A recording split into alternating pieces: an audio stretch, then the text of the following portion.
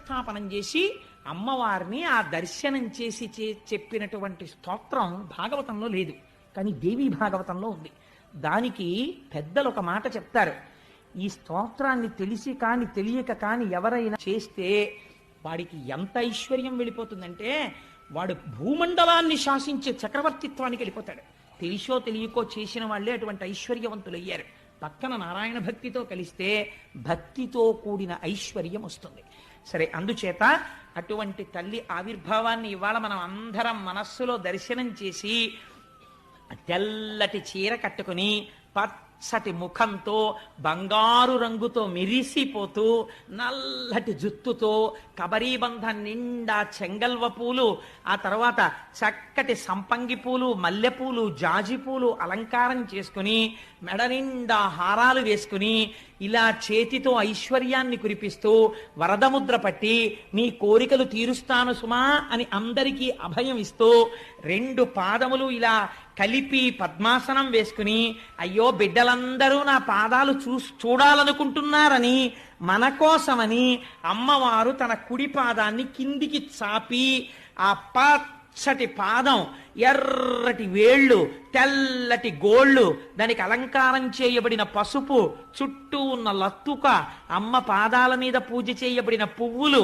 ఆ పువ్వులకి శిరస్సు వంచి ఆ పాదపద్మములకు నమస్కరిస్తూ మనం అందరం కలిసి ఒక్కసారి దేవీ భాగవతాంతర్గతమైనటువంటి ఆనాడు ఇంద్రుడు చేసినటువంటి లక్ష్మీ స్తోత్రాన్ని చెప్తాను. అందరూ కూడా పరమ భక్తి శ్రద్ధలతో నమస్కరిస్తూ లక్ష్మీదేవిని ఉద్దేశించి ఆ ప్రార్థనా శ్లోకాన్ని చెప్పండమ్మా. నమః కమలవాసిన్యై నారాయణ్యై నమో నమః, కృష్ణప్రియాయై సతతం మహాలక్ష్మీ నమో నమః, పద్మపత్రేక్షణాయై చ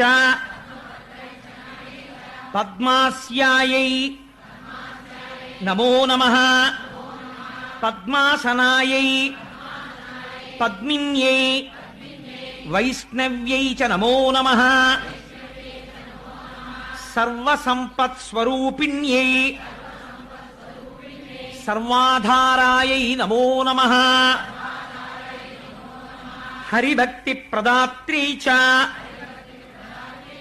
హర్షదాత్ర్యై నమో నమః,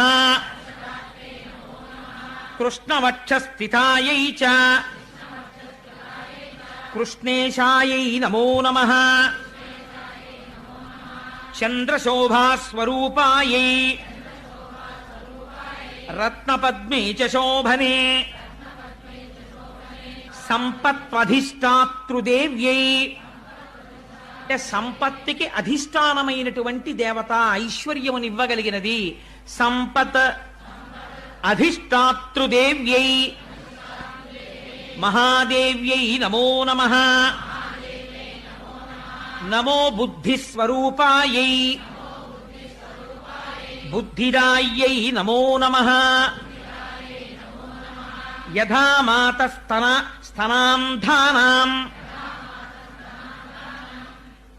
శిశూనాం శైశవే సదా. అంటే ఎంత గొప్ప స్తోత్రమో చూడండి, ఎలా పూర్తి చేస్తున్నారో. యథా మాతా స్తనాంధానాం శిశూనాం శైశవే సదా అంటే పిల్లవాడు శిశువుగా ఉన్నప్పుడు ఆ శిశువుగా ఉన్న బిడ్డన్ని బ్రతికించగలిగిన శక్తి ప్రపంచమునందు అమ్మ పాలు తప్ప వేరొకటి లేదు. ఈ లోకమునందు నేను సుఖశాంతులతో ఉండడానికి ఐశ్వర్యము తప్ప వేరొక దిక్కు లేదు. అందుకని ఐశ్వర్యము ఉండవలసినదే, ప్రయత్నపూర్వకంగా నిరసించకూడదు, తృప్తి ఉండాలి. అందుకని అమ్మా ఆనాడు బిడ్డడైనందుకు వాత్సల్యముతో అమ్మ పాలిచ్చి బ్రతికించినట్టు సమస్త లోకములకు తల్లివైన నువ్వు కూడా దయతో మాకు ఐశ్వర్యమునిచ్చి కాపాడు. ఎంత గొప్ప మాటతో పూర్తి చేశాడో చూడండి ఇంద్రుడు. యథా మాతా స్తనాంధానాం శిశూనాం శైశవే సదా తథా త్వం సర్వదా మాతా సర్వేషాం సర్వరూపతః. అలా అమ్మా మమ్మల్ని అందరినీ నువ్వు కాపాడి రక్షించు.